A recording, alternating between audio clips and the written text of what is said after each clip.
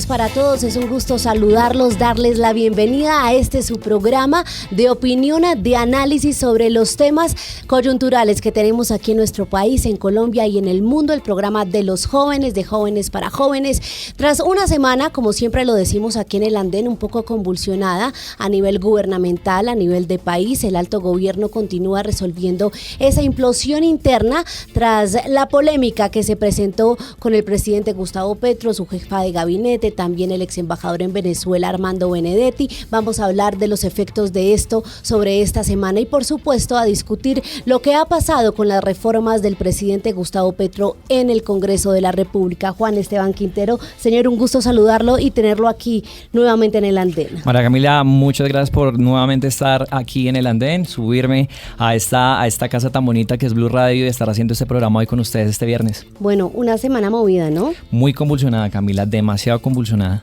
¿Cómo vio la semana? Tenemos, por ejemplo, hablemos de las marchas. El pasado miércoles el presidente Gustavo Petro ya no hizo su habitual balconazo, o no habitual, había hecho 3 o 2, no recuerdo muy bien la cifra, pero ahora salió, llevó ese discurso a las calles. Estuvo allí sobre la carrera séptima, muy cerca a la Plaza de Bolívar, con los manifestantes que salieron a respaldar sus reformas. Así es, Camila, 2 balconazos, pero nuevamente el presidente Gustavo Petro se hace fuerte en las calles, se hace fuerte en la plaza pública y nuevamente sigue esos ataques constantes, no solamente con sus opositores, sino también contra la prensa. Exactamente, los detractores del presidente dicen que las manifestaciones no fueron lo que se esperaba, pero ahí vimos la Plaza de Bolívar llena, muchas ciudades como Cali, Medellín, Barranquilla, Bucaramanga también en sus principales plazas llenas, y dice el presidente, no estamos solos, tenemos el apoyo del pueblo. Lo vimos allí con la vicepresidenta Francia Márquez, a propósito, en un duro pronunciamiento contra nosotros, los medios de comunicación. El presidente tuvo un discurso que muchos han calificado de retador, de desafiante, nuevamente contra los medios. La FLIP le ha hecho el llamado a respetar la libertad de prensa, pero también, por ejemplo, a los sectores económicos, Juan Esteban. Así es, pues también, Camila, le tengo otro dato importante que pasó esta semana y tiene que ver con el anuncio que hizo la registraduría Alexander Vega, señor, en donde les preocupa mucho lo que pueda pasar de cara a estas elecciones territoriales en octubre. También Fedepartamento se pronunció, necesitan un acompañamiento del gobierno para garantizar que se pueda llevar ese material electoral y también dar garantías a las personas que van a salir a votar ese día, con todo lo que estamos viviendo en materia de orden público, con las disidencias, con el ELN, que también esperemos que se cumpla ese cese al fuego. Exactamente, fue una semana en la que en medio de la crisis el presidente se acerca o avanzó en uno de sus principales propósitos, y es la paz total, porque fue directamente a La Habana, Cuba, al cierre, a intentar ya culminar no solo ese cese al fuego, sino ese cese de hostilidades entre el gobierno, la delegación encabezada por el alto comisionado Danilo Rueda, y el ELN, cuya delegación también estuvo allí presente, sentada en ese cara a cara con el gobierno. ¿Qué pasará? ¿Se cumplirá? ¿No se cumplirá? El monitoreo será efectivo en esta ocasión para que ambas partes pues tengan no solo tranquilidad de que se cumple, sino que no se están extendiendo en materia de tiempos, de ilegalidad. Bueno, eso ya lo veremos. Y fue también la semana en la que vimos nuevo presidente del Congreso de la República, en una sesión un poco atropellada y con muchas maniobras del ministro de Interior, Luis Fernando Velasco. Vimos como Alexander López llega a liderar el barco, a coger el timón en los pocos días que quedan cerca de 10 días de esta legislatura hasta el 20 de junio. Dice que habrá sesiones extras para intentar desbloquear esa parálisis que tienen las reformas del gobierno. Hablamos de la pensional, la reforma a la salud, la reforma laboral. ¿Cuál otra pensional? está ahí? Bueno, pensional sí, ya no sé si la había mencionado, pero se acorta el tiempo, ¿no? Estamos como en el ciclismo, en esa línea corta, en donde son unos 10 kilómetros. Vamos a ver cómo va a estar esa definición, Camila. Exactamente, es la alta montaña ahora para el gobierno en esta etapa final. Bienvenidos, ya volvemos. Esto es el Andén de Blue Radio.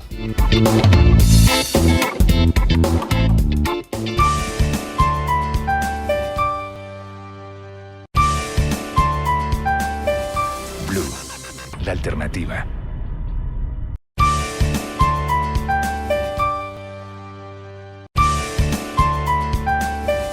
Blue, la alternativa. Bueno, Camila y oyentes, ahora sí venimos con lo que nos parece más interesante de este programa, sí, y tiene que ver con el debate. Y el debate de esta semana tiene que ver con ese tema que cada vez enreda más la pita. Eso está como esa cometa, en donde cada vez usted encuentra más y más enredada esa pita, y tiene que ver con todo el escándalo que rodea a todas estas personas de poder del gobierno nacional, bueno, que ya no hacen parte, que era el ex embajador Armando Benedetti, su jefe de gabinete, Laura sigue Sarabia. siendo embajador, ¿no? Sí, hasta el 23 de junio. El decreto dice que hasta el 23, aunque el canciller Álvaro Leiva había dicho que, por Dios, una vez él se enteró que él podía seguir unos días más, le había aceptado la renuncia inmediata, pero no fue así finalmente. Y también recordemos ese fuerte pronunciamiento que hizo el canciller sobre el ex embajador Armando Benedetti, que ahorita se encuentra fuera del país, tiene previsto regresar el martes de Turquía, pero bueno, sí, señor. volviendo Bueno, ¿a quién al tenemos debate, en este panel? El tema entonces hoy, usted lo mencionaba, para aterrizarlo, para quienes nos ven y nos escuchan a esta hora, es ¿qué debe pasar con las reformas del presidente Gustavo Petro? La oposición, el Cambio Radical, el ex vicepresidente Germán Vargas Lleras, el Centro Democrático estaban pidiendo suspendan el debate de las iniciativas porque no, primero, tienen viabilidad y segundo, no deberían debatirse unas reformas que propone un gobierno en medio de la inestabilidad y de un mensaje de falta de confianza a los colombianos. ¿A quiénes tenemos entonces, Juan Esteban, para Camila, este debate? El día de hoy, por las personas que están a favor de que continúen esas reformas, pues tenemos a Luis Fernando Cruz, él es asesor legislativo y nos acompaña hoy en el andén. Ahí nos abren los ojos. Me está mirando raro, sí. Está a favor, pero de que se suspenda ese trámite, ¿no, Luis Fernando? Bueno, ya hablaremos entonces de cuál es la posición de cada uno, pero bienvenido, Luis Fernando. Muchas gracias, María Camila, Juan, siempre feliz de estar acá y un saludo muy especial a Miguel, a Carolina y a Margarita. Y lo acompaña en esa misma orilla política Miguel Parra, lo tenemos hoy lamentablemente a la distancia porque es un gusto tenerlo aquí siempre presencial, pero Miguel es abogado, ex asesor del Ministerio de Defensa, una cara ya conocida del andén. Miguel, bienvenido. Juan, María Camila, ¿cómo están? Muchísimas gracias por esta invitación. La próxima prometo estar allá directamente en el estudio y pues listo para debatir con los demás colegas del panel. Bueno, y por otro lado tenemos aquí a mi izquierda a Margarita Sánchez, ella es abogada y asesora legislativa y ella considera, te hago la pregunta, ¿deben parar o no deben parar las reformas? Primero, muy buenas noches para todos y para todas, María Camila, Esteban, a mis compañeros y compañeras de la mesa, muy contenta de volver acá discutir. Yo estoy en la orilla de que las reformas tienen que seguir tramitándose. Ahorita seguramente vamos a ampliar mucho más. Vamos a ampliar, sí, señora. Y presento a la última integrante de este panel hoy, una invitada también de lujo, Carolina Laverde. Ella es asesora legislativa. Carolina, bienvenida. Muchas gracias, María Camila. Saludos a todos los compañeros de la mesa. Muy feliz de poder estar aquí presencialmente acompañándoles en este importante espacio. Sí, porque la habíamos tenido, pero era virtual. Un gusto tenerla aquí presencialmente. Y arranco con usted, con las mujeres de la mesa. Carolina, usted está precisamente allí en el ámbito legislativo, en ese frente de lucha, de defensa de las reformas del presidente Gustavo Petro. Precisamente los congresistas de la bancada han visto en estos últimos días esa dificultad en el trámite. ¿Por qué deberían continuar las reformas moviéndose o en ese intento de avanzar en medio de lo que muchos califican es incertidumbre? Las reformas deben avanzar porque hay una separación de poderes, es lo que, digamos, siempre hemos manifestado y el gobierno ha tenido claro, y ahorita el legislativo es completamente independiente de el ejecutivo. Y por lo tanto el Congreso debe tramitar las reformas, están en el campo del Congreso y será el Congreso quien decide si las tramita o no. Evidentemente, con todos los cambios digamos, de las posturas de los partidos, donde algunos se cambiaron de oposición, otros de independiente, se han presentado algunas dificultades, pero hemos visto que se ha avanzado. En plenaria de la Cámara tenemos reforma a la salud que va avanzando. Seguramente la próxima semana tendremos la aprobación en segundo debate de esta importante reforma, y en las comisiones séptimas estamos en los debates de la reforma laboral y en la reforma pensional, pero es el Congreso quien en su autonomía e independencia decidirá si estas leyes se tramitan o no, independientemente de lo que pase en el gobierno, porque, lo repito, está en el campo del legislativo y serán los congresistas y la bancada de gobierno quien está al frente y quien seguirá defendiendo estas reformas para que prontamente se conviertan en ley de la República. Miguel, señor, ¿usted lo ve también así, prontamente y con la viabilidad que nos expone Carolina? No, yo claramente no estoy de acuerdo con esa postura, porque bueno, digamos que si bien es cierto, hay cierta independencia en los poderes, como hemos visto y ya ha sido debatido incluso en este espacio, pues el gobierno ha hecho distinto tipo de maniobras no tan santas que evidencian la independencia, sino hablamos del lentejismo y de todas estas artimañas que ha usado para comprar u obtener, mejor dicho, algún tipo de favor. Entonces digamos que tan independiente no es que sea. Pero sí quiero ser preciso en un tema, y es que yo entiendo el afán, digamos, del gobierno nacional y del petrismo por intentar desviar el tema. Entonces dice, es como hagamos borrón y cuenta nada, tapémonos los ojos y los oídos, aquí nadie escuchó lo que dijo Benedetti y sigamos dando las reformas. La verdad es que en un país serio eso no sucede. Y digo que en un país serio porque recordémonos que precisamente ya el presidente Nixon en Estados Unidos se cayó por un escándalo que no era ni siquiera una 10ª parte de este. Y es que el escándalo de los audios de Benedetti no es un asunto menor porque, a diferencia de otros, no es la oposición que está diciendo o acusando al gobierno nacional de unos actos de corrupción electoral. No, es un miembro del mismo gobierno, actualmente, como ustedes dicen, actualmente hace parte del gobierno, sigue siendo embajador de la administración de Gustavo Petro, fue la mano derecha del presidente Petro la que revela dineros ilegales o presuntamente ilegales, 15.000 millones de pesos que aparecieron de la nada, con los que supuestamente llegaron a la costa, porque así lo dice en el audio el embajador Benedetti, con los cuales se gana la elección, porque recordemos que la elección se gana por 700.000 votos precisamente en la costa Caribe. Y esto creo que es un tema demasiado grave porque está afectando, uno, la legitimidad del gobierno nacional.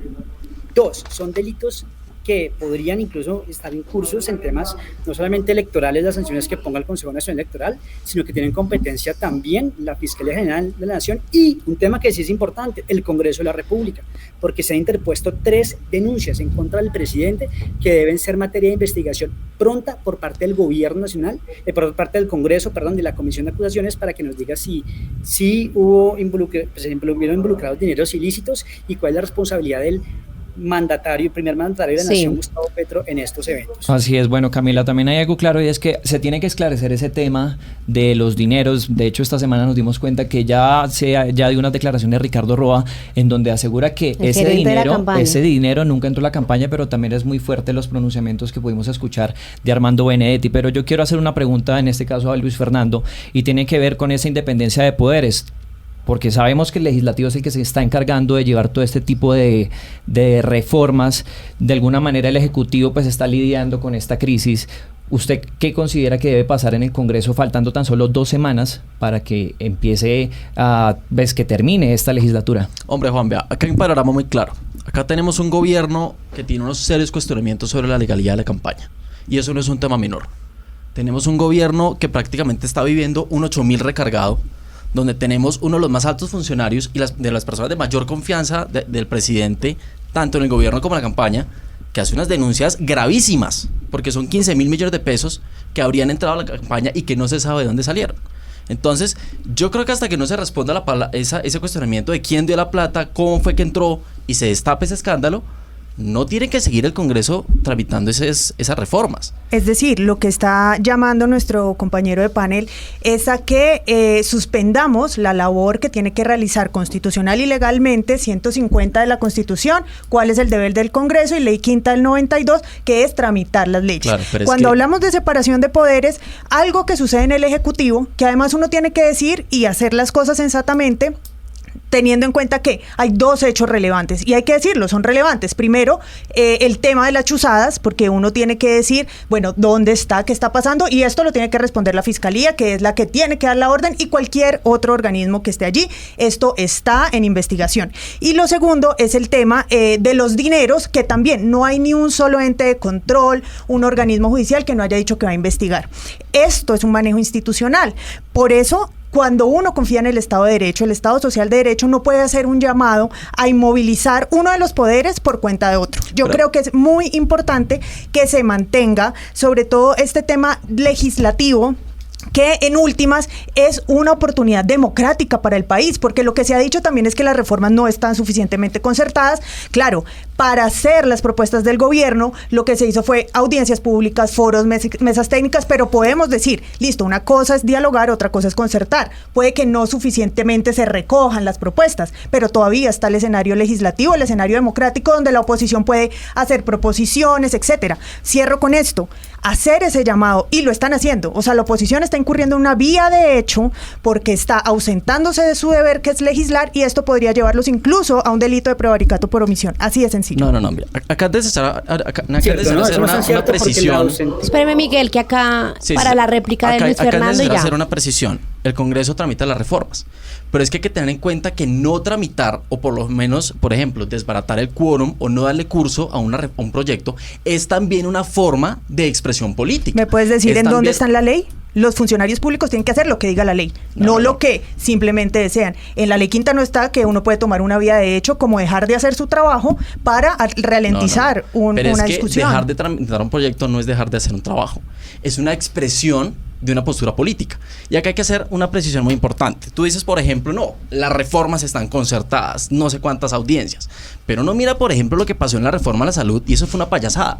El presidente y la ministra citan a los gerentes de las EPS por la noche, dicen vamos a tenerlas en cuenta, no se van a acabar las EPS, y al día siguiente radican una reforma que las acaba de facto, dentro del añoramiento o el deseo del gobierno de devolvernos en el pasado, de revivir el seguro social y, mejor dicho, de estatizar la salud, por no mencionar otras reformas. Entonces, el Congreso puede aprobar, no aprobar o no darle trámite, y esa es una decisión legítima dentro del contexto político, y los partidos tienen todo el derecho en decir no tramiten, sí tramiten, porque ese es el juego político y está dentro de las reglas de la institucionalidad, y es muy peligroso comparar esas o equiparar esas decisiones dentro del marco de la legitimidad política con una vía de hecho que no tiene absolutamente nada que ver. Claro, no presentarse y romper un quórum. Pero en ese sentido, yo sí le tengo una pregunta ya a Margarita directa que se me viene a la cabeza, y es, entonces en ese sentido el de la vía de hecho también sería David Racero, porque el que anunció el congelamiento del trámite de las reformas fue él, y se tuvo que, como se dice coloquialmente, patraciar. Pues digamos que él dijo, vamos a esperar hasta que esto se recompone. Él anunció el congelamiento de todas las reformas, y tan mal le fue con el anuncio que al otro día se citó reforma a la salud. Ya estaba citada, de hecho. No, exacto, pero si hay congelamiento por orden del... Pero no se dijo un congelamiento por una semana, 2 días o 3. No, puede que sencillamente es que estar en coherencia, y le preguntamos, presidente, ¿qué pasó? Y dijo, no, fue a una reunión en Palacio y la orden del presidente fue otra. Entonces, si se habla de expresiones políticas que terminan siendo vías de hecho, en ese sentido el presidente de la Cámara con su anuncio es el primero en cometerla. Pero incluso, o sea, diciendo y avalando que sí fue, puede decir uno una ligereza, podría decir uno, o podría decir simplemente fue un tiempo que se tomó menos de lo que uno esperaría cuando se utiliza una categoría como congelamiento. También hay que tener en cuenta que eso solo implicaría reforma a la salud, no era congelar todas las reformas. Todas. Y la porque es que él solamente tiene dirección sobre la plenaria de la Cámara, las demás comisiones pueden funcionar. Y ahí quiero conocer también la opinión de Miguel. Y ahí me gustaría también hacer un paréntesis, porque Camila. Lo que él dijo, y se le respondió a Nicolás Rojas, nuestro compañero de Caracol que cubre Cámara de Representantes, él le dijo, no queda claro si entonces laboral también, y María Fernanda Carrascal, ponente, salió a decir que también quedaba congelada, y dijeron que iban a conversar con la Comisión Séptima de Senado para congelar la pensional. Era algo generalizado, Miguel. ¿Cómo vio eso usted? Mira la incoherencia tan grande que incluso se ve en este debate, donde se habla supuestamente y se saca el argumento de que el Congreso es independiente, pero tampoco independiente es que al presidente de la Cámara, el presidente lo cita a Palacio y cambia en menos de 24 horas su postura. Así es la fue. Independencia del Congreso, pero también tan incoherente es que aquí las panelistas que defienden que el Congreso siga asumen que las únicas reformas y la única labor del Congreso es única y exclusivamente tramitar las reformas a Petro, y eso nadie ha dicho acá, que se cruce el Congreso de brazos o que cierran las puertas. Ustedes lo conocen, que ustedes trabajan en el Congreso, hay decenas, si no cientos de proyectos de ley que están esperando ser debatidos. Se están tramitando, hay decenas, se están discutiendo en de este debates momento. De control político, que es otra función que también tiene el Congreso, está sucediendo en este momento. Llevarse. Pero lo que no se puede hacer es que se continúen unas reformas que son ilegítimas, porque son ilegítimas. Ayer vimos una expresión, ayer vimos expresiones de manifestación. Las reformas son un mandato popular que fue elegido en las urnas y que ayer tuvo expresión. Uno a la vez. A ver, termina Miguel y va Carolina. ¿Quieres hablarme a mí de legitimidad con las marchas de ayer? Digo que la han perdido totalmente, porque de 11 millones de votos, de marchas multitudinarias de cientos de miles de personas, ayer vimos unas marchas lánguidas de 20,000 personas que ni siquiera fueron capaces de llevar a la Plaza de Bolívar, y tampoco llenó la Plaza de Bolívar, que les tocó. No, se llenó la Plaza de Bolívar desde la calle, desde la calle. Y mira cualquier foto, las de la representante Pizarro, cualquiera, muestran la plaza cortada, sin que sea completo el Palacio de Justicia. Y las fotos ahora muestran que la plaza estaba no estaba sola, 3/4 partes estaban llenas. No lograron llenar la plaza. Miren nomás estadísticas, ustedes que son rigurosas. Según la policía, ayer marcharon 20.000 personas. ¿Sabes cuántas personas marcharon en la marcha de la oposición de febrero? 47.000. Eso implica que por cada persona que salió a defender al gobierno ayer, 3 salieron a marchar en febrero en contra de esas reformas. Entonces, si vamos a hablar del tema de legitimidad, seamos claros, seamos contundentes y seamos rigurosos. Pero lo que está en cuestión acá es la legitimidad del presidente, porque como les digo, es que no es Miguel Uribe el que está acusando al gobierno de haberse presuntamente robado las elecciones. Es la mano derecha del presidente Petro en campaña quien lanzó esa afirmación, es, entre comillas, confesión. Y creo que eso, bajo un parlamento serio, debe ocupar la agenda. Lo que no es serio es que hablemos de que queremos un cambio y entonces queramos seguir con las mañanas del proceso 8000 de Samper, donde no pasó nada. Si uno quiere un cambio realmente, debería comenzar cambiando la política, cambiando la forma de hacer política y exigiendo responsabilidad política de los gobernantes, máximo del presidente de la República. Y eso se está haciendo. Llegaron 4 denuncias a la Comisión de Acusaciones que se tramitarán en su curso. También se llevaron las denuncias al Consejo Nacional Electoral, pero bueno, se están hablando de 15.000 que ¿dónde están? O sea, no entraron a la campaña. ¿Quién ha dicho que eso entró a la campaña? Se han manifestado y diciendo esa plata no entró, ahí están cuentas claras, está absolutamente, solamente fue una... Los testigos electorales. ¿Dónde está la plata? ¿Dónde está que entraron esos 15.000? O sea, hay una afirmación, pero ¿dónde está que entraron esos 15.000 millones? No hay ninguna prueba, o sea, solamente con una afirmación, pues digamos, ya hay un alboroto, pero ¿dónde está la prueba de que entraron esos 15.000? Pero mira, Camila, yo creo que acá es importante hacer varias precisiones. Primero, bajo ninguna circunstancia, yo reitero en esto, uno puede equiparar que la estrategia de romper quórum es un delito o una vía de hecho. Si uno estudia cualquier modelo, cualquier funcionamiento, cualquier parlamento, inclusive la jurisprudencia de la Corte y del Consejo de Estado, han dicho que los partidos de oposición tienen derecho a romper quórum como una estrategia de contrarrestar las mayorías oficialistas. Primero. En segundo lugar, el tema de Benedetti es exactamente igual a lo que pasó con Santiago Medina en el proceso 8000.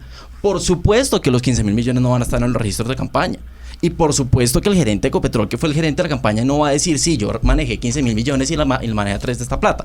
Pero si ustedes recuerdan cómo estalló el 8000, Santiago Medina, una vez lo llama a declarar a la fiscalía, dice sí, pasó esto, Samper manda a estos emisarios con el cártel de Cali y la plata se manejó de esta forma. Por supuesto que eso no va a estar en las cuentas de campaña. Entonces, acá lo importante es que el Congreso y la Fiscalía y las autoridades competentes empiecen a investigar qué es esto, porque es que son unas grabaciones muy graves. Repito, esto no es un tema ni que se inventó la oposición, ni que salió Germán Vargas o Álvaro Uribe, el que sea decir, no, fue la mano derecha del presidente en la campaña, en el que en un rabio de, no sé, desespero, de deslealtad, de lo que sea, y esas investigaciones ya se están dando, o sea, hay que darle también confianza a la institucionalidad para que lo pueda esclarecer. Claro, que lo pueda esclarecer. Sea que se halle, pues que respondan quienes tienen que responder, pero no pueden parar el Congreso. Es tan grave el escándalo que uno con qué cara le dice al país, sí, acá estamos tramitando reforma a la salud como si nada estuviera pasando. Porque hay tranquilidad de que efectivamente no hubo corrupción. O sea, que el presidente haya salido a las calles y que la gente lo haya respaldado, eso significa que hay legitimidad y que efectivamente las personas que salieron a votar por Gustavo Petro todavía lo siguen respaldando y que las reformas que se prometieron en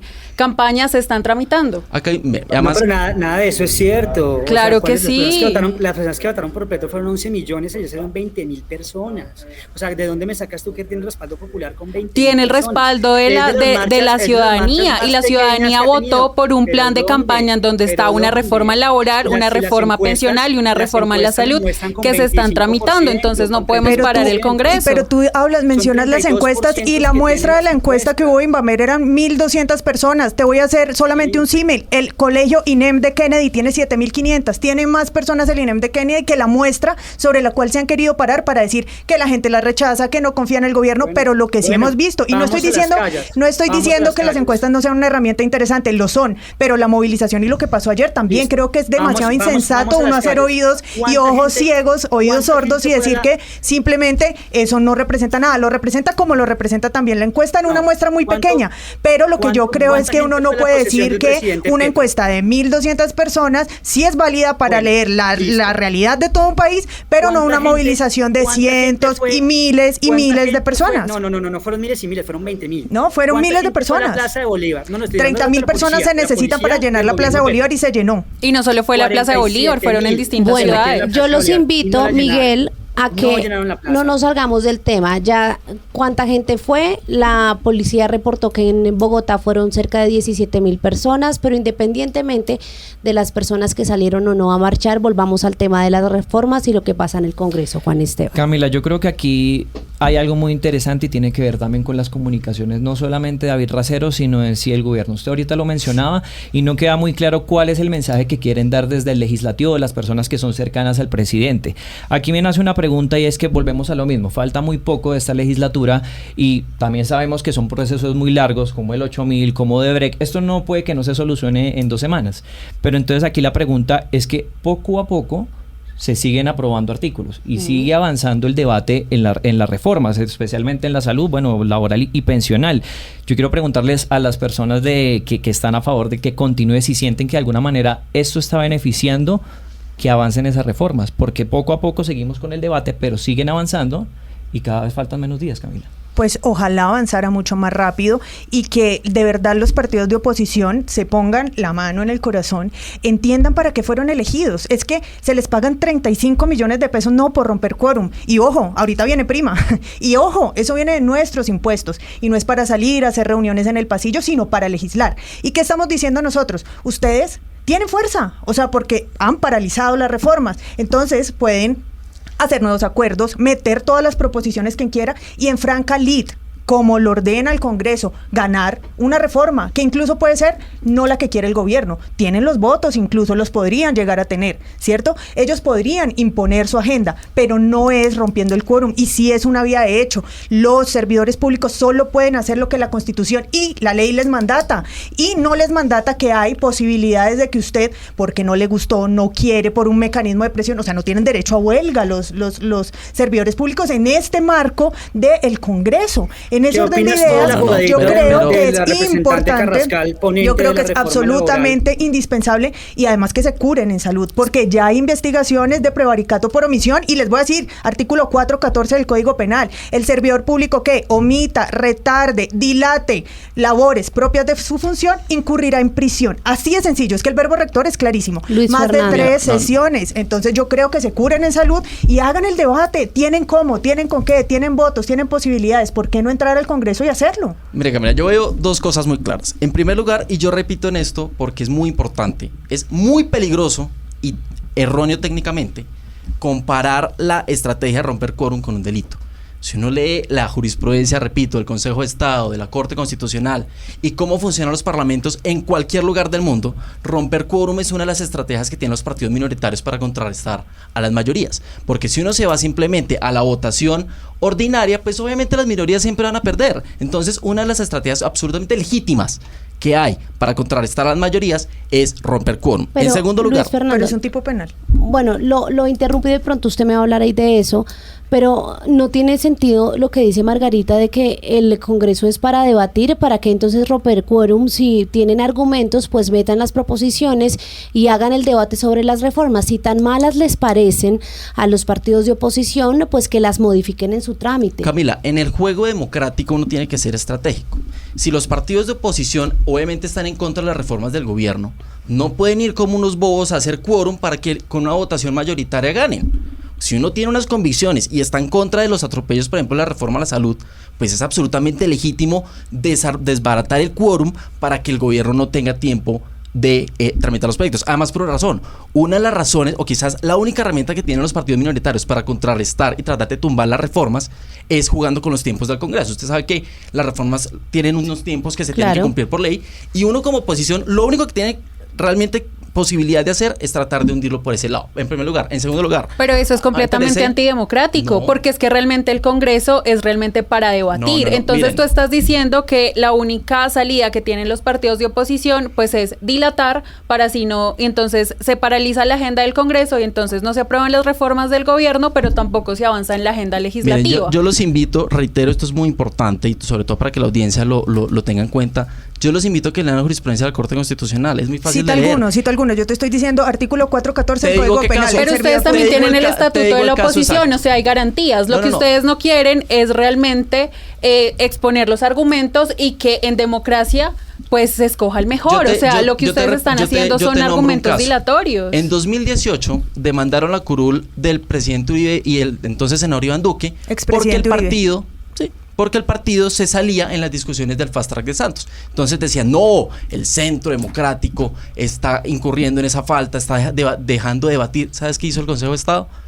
Reconoció que romper quórum es una estrategia democrática. Estás utilizando un argumento falaz de los partidos una falacia de oposición. Porque me estás contando lo mismo que me dijiste en otras palabras, Sí. pero no me has dicho cuál es la Porque es que tú jurisprudencia. no Yo has sí te querido estoy entender, diciendo te cuál estoy es el diciendo el caso artículo del puntual. código, que es súper claro. O sea, Y en tiene segundo 4 lugar. verbos rectores, que es lo que está haciendo la oposición Bueno, en pero este es una momento. sentencia. No nos remitamos al articulado, parágrafo, pero digamos que el detalle detrás de todo esto es el trámite de las iniciativas. Carolina, si el trámite continúa como va en medio de esta crisis, que es innegable, o sea, la implosión fue dentro del mismo gobierno, ¿eso no podría entonces quitarle esa legitimidad a quienes precisamente las encabezan en el legislativo? No, realmente, digamos, vuelvo al mismo argumento que puse inicialmente, y es que hay una independencia.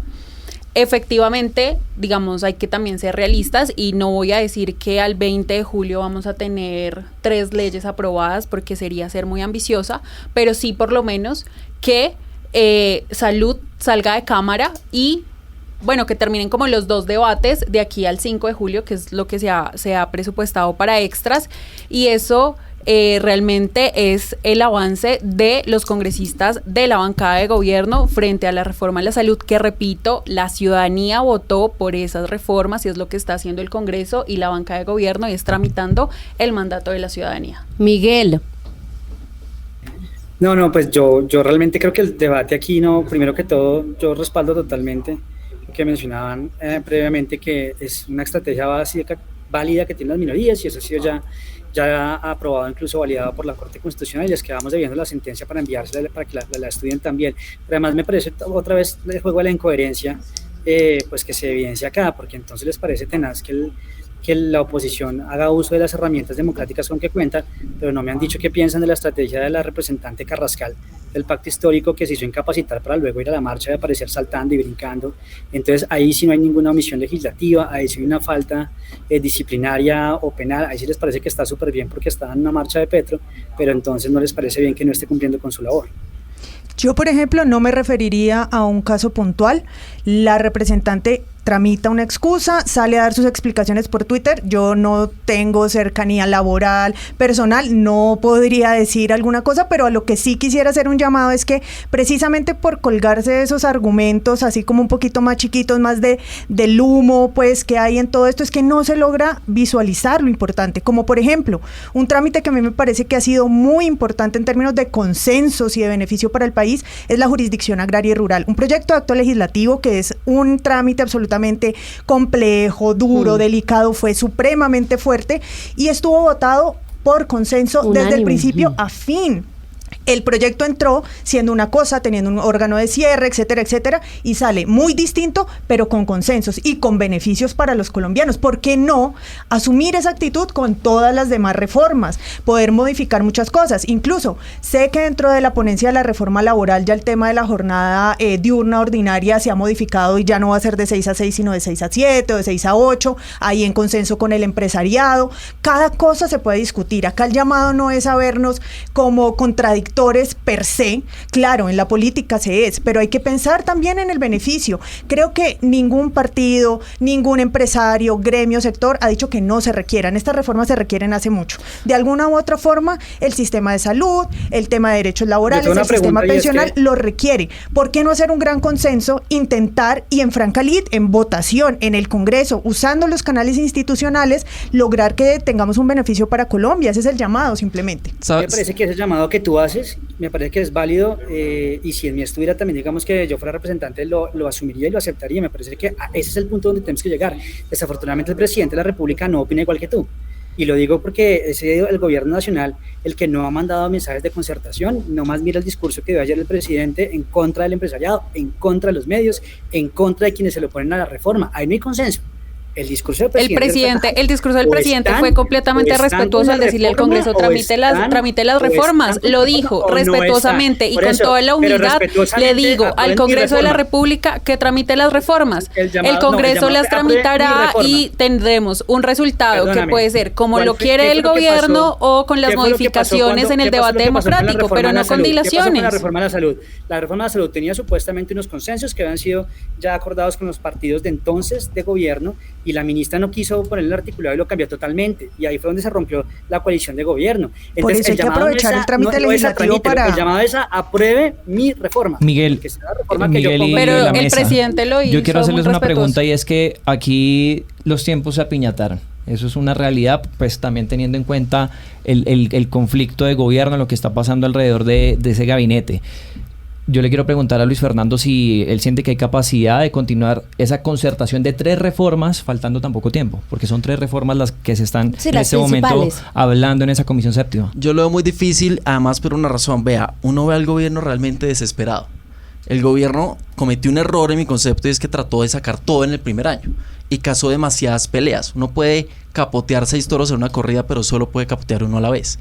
Entonces el gobierno realmente asumió un desgaste y pensó que esto era simplemente presentar los proyectos. Pero tenía la planadora. Claro, pero no había presentado las reformas más pesadas. Entonces uno ve realmente un gobierno desesperado que se está desmoronando por sus propios miembros, y que en el Congreso no está teniendo margen de acción y está sufriendo cada vez porque no ha logrado construir consensos, porque es que la voluntad de diálogo del gobierno es una absoluta mentira. Yo les reitero lo que pasó con la reforma a la salud. Llaman a los presidentes de la CPS, les dan un parte de tranquilidad, y al día siguiente radican una reforma sin un solo cambio, y lo mismo pasó con las otras 2 reformas, con los comentarios que han hecho los partidos. Entonces, pero es que el gobierno no le responde al empresariado, le responde a la ciudadanía. Pero Luis Fernando, ahí déjeme también hacerle un reconocimiento a la ministra Gloria Inés Ramírez, porque ella, contrario a Carolina Corcho, sí ha dialogado con todos los sectores. Dialoga mucho, pero cuando uno ve el articulado cambia muy poco. Entonces, claro, pero es que ahí es donde yo te digo, o sea, puede que uno dialogue, pero es que hay puntos, o sea, no se puede ceder en cosas que, pues si no va a haber un cambio. Ustedes no ceden en los puntos rojos. Perfecto, la oposición no tiene por qué ceder en hacerles pero coro. ustedes tienen garantías, tienen un estatuto de la oposición, entonces no tienen por qué empezar a dilatar, y los debates es para la argumentación. De un gobierno que se está desmoronando, y menos mal se está desmoronando, porque por ejemplo, la caída del dólar es equivalente a la visión que tiene el mercado de que las reformas no van a pasar y que el gobierno está perdiendo. Hay varios factores, o sea, sí, claro, hay varios factores para que uno diga que entonces es porque hubo un escándalo y entonces ya los inversores quieren invertir en Colombia, entonces por eso cayó el dólar. Hace semanas venía bajando la inflación también, incluso ya lo habían previsto algunos economistas, en el segundo semestre tiende a bajar, eso es normal económicamente, o sea, ligar una cosa a la otra de esa manera como tan artificial es lo que hace que de pronto se pierda rigurosidad en las discusiones y demás. Entonces el llamado, no todos los analistas económicos, entonces yo creo que el llamado es a ser serios en este tipo de argumentaciones. No me puedes decir que el dólar, una moneda internacional que depende de un montón de cosas, cayó porque acá en Colombia está pasando X o Y cosa, cuando la tendencia era la baja, así de sencillo. Ahora, a lo que yo voy es, perfecto, todas estas discusiones, debates, foros, asambleas que se hicieron fueron para proyectar las propuestas de gobierno. Eso se presentó. No sé si has podido revisar las ponencias siguen ampliando, los coordinadores ponentes siguen ampliando y siguen recogiendo democráticamente y demás. Ahora, eso se presenta al trámite y ya ahí sí, pues los congresistas directamente pueden empezar a incidir también. O sea, se pueden seguir modificando, porque decir, no, como no me cogieron acá, yo me voy. Eso es una pataleta y los congresistas no pueden hacer una pataleta, mucho menos cuando se deben a nosotros y nosotros. Unos intereses del electorado. Respetar la Constitución es ir y atender el trabajo que tienen que hacer. La representación del electorado es entonces no debatir y no presentar y representar esos intereses. No se debate y se rompe. Eso realmente es una falta de representación del electorado. Ustedes no van a ceder en sus líneas rojas. Claro, pero entonces ustedes van y argumentan, pero entonces no salimos y no se yo no entiendo, digamos, yo no entiendo muy bien. Si en teoría el gobierno tiene las mayorías, ¿por qué se afanan de que la oposición se vaya? O sea, si en teoría son mayorías y son debate democrático, deberían tener el 50+1. Claro, y por eso va avanzando, reforma de la salud va avanzando. ¿Cuál es el problema? La reforma pensional en este momento se está discutiendo en la Comisión Séptima, entonces también va avanzando. Pues no pasaría nada.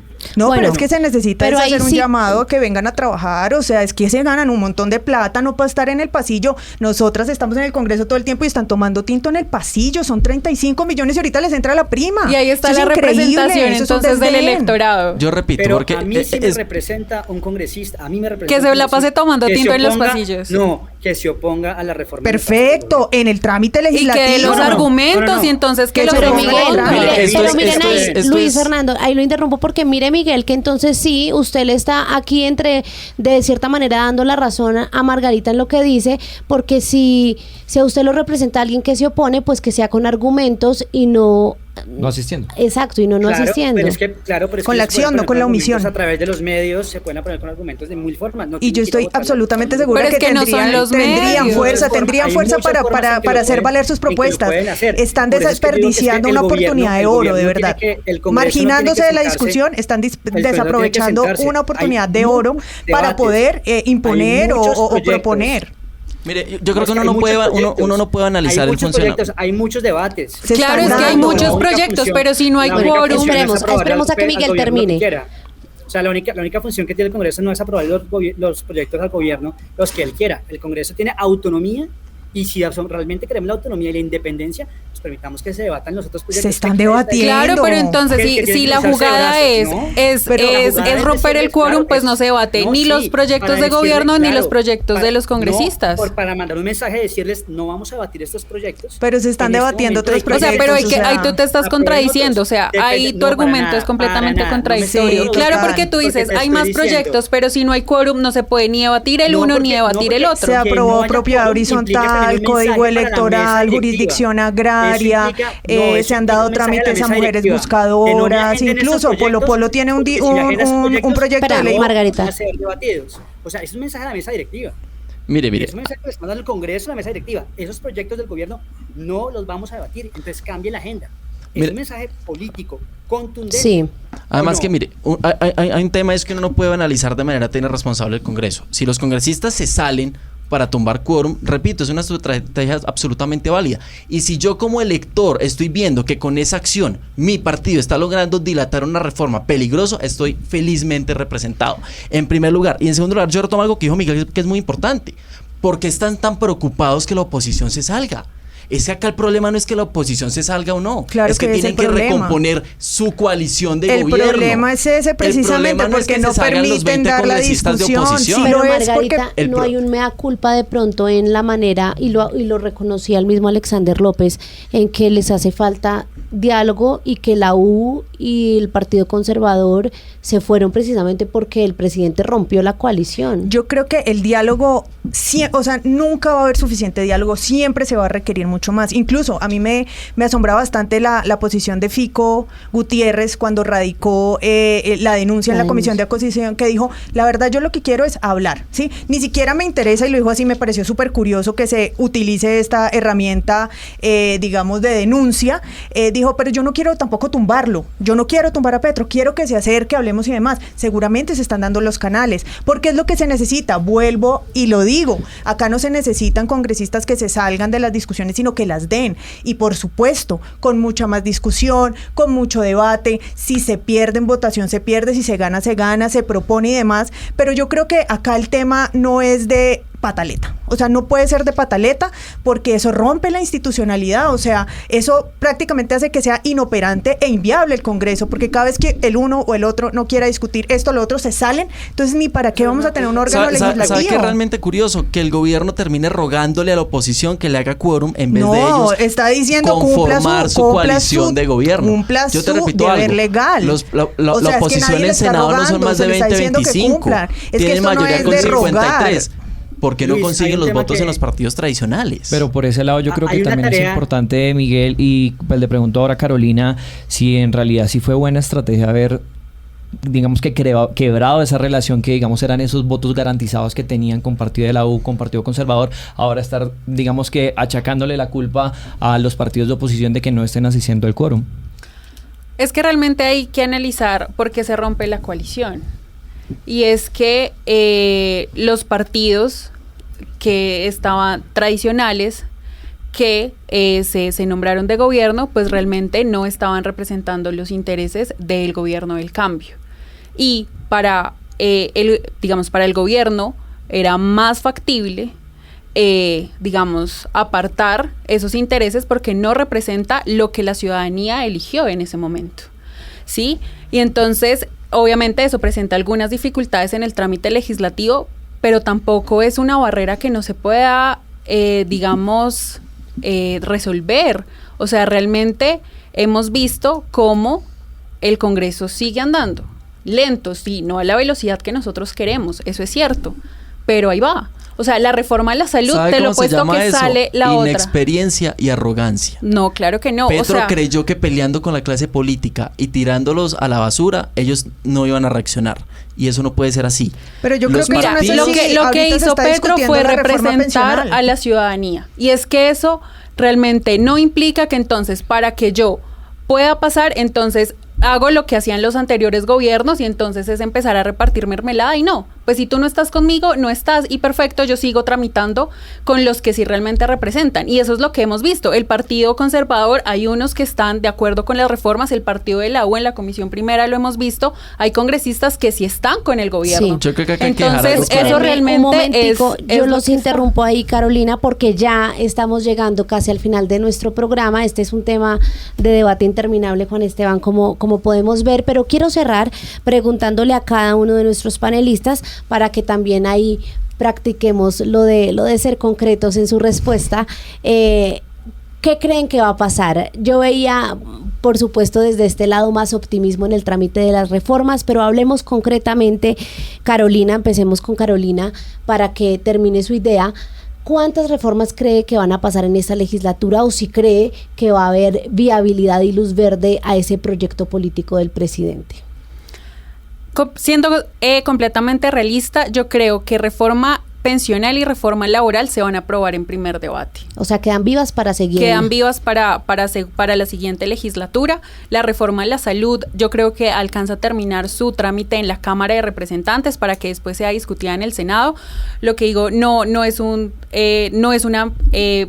visión ambiciosa de decir, no, al 5 de julio, al 20 de julio vamos a tener todas las reformas, vamos a salir con 4 actos legislativos, eso sí estoy segura, cannabis, la modificación de los periodos de los congresistas, jurisdicción agraria y campesinado van a salir, eso sí estoy segura. Código electoral creo que también lo vamos a sacar después en plenaria, que ya está un debate, y las reformas seguramente van a quedar vivas, eso sí estoy segura, y ya veremos en la segunda legislatura, vamos a tener reformas, pero el gobierno el legislativo va avanzando y las reformas que, repito, fueron aprobadas por la ciudadanía se van a tramitar, le guste a la oposición y sigan tomando tinto en el pasillo o no, se van a aprobar. ¿Cómo lo ve Margarita? ¿Cuántas con realismo? Con realismo, creo que se trata de un asunto de voluntad política. Si hay voluntad política de atender el llamado legal y constitucional que tienen los congresistas, se pueden tramitar todas. Porque en este momento hay tiempo. Hay tiempo porque son proyectos de leyes ordinarias que son un poco más flexibles y demás.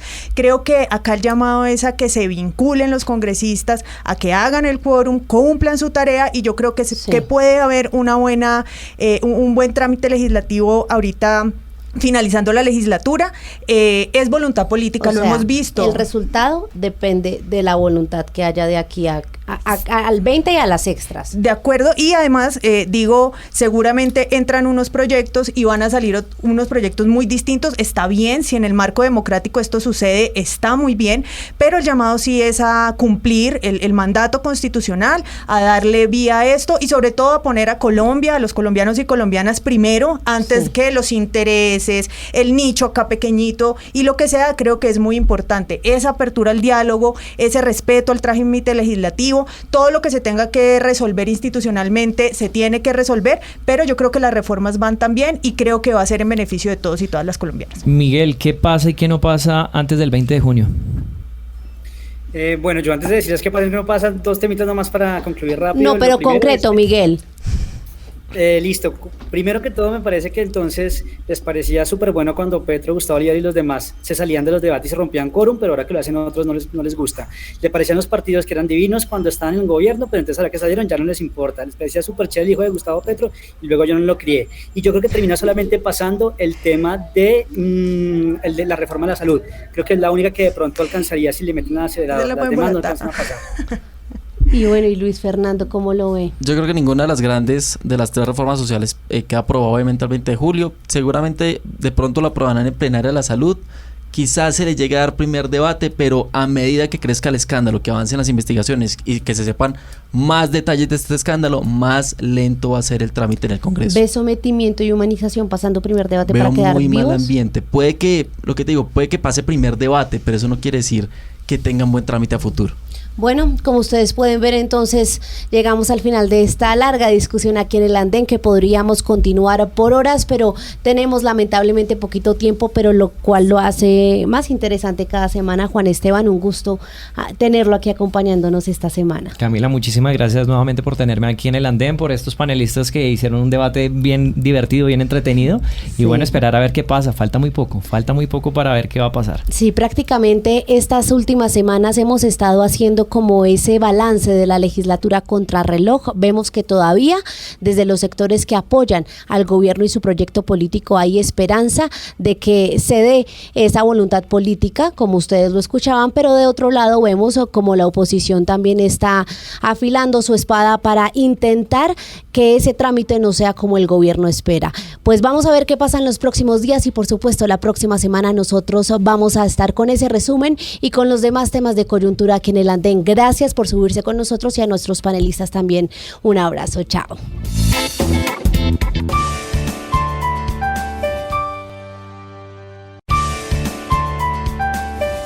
Blue, la alternativa.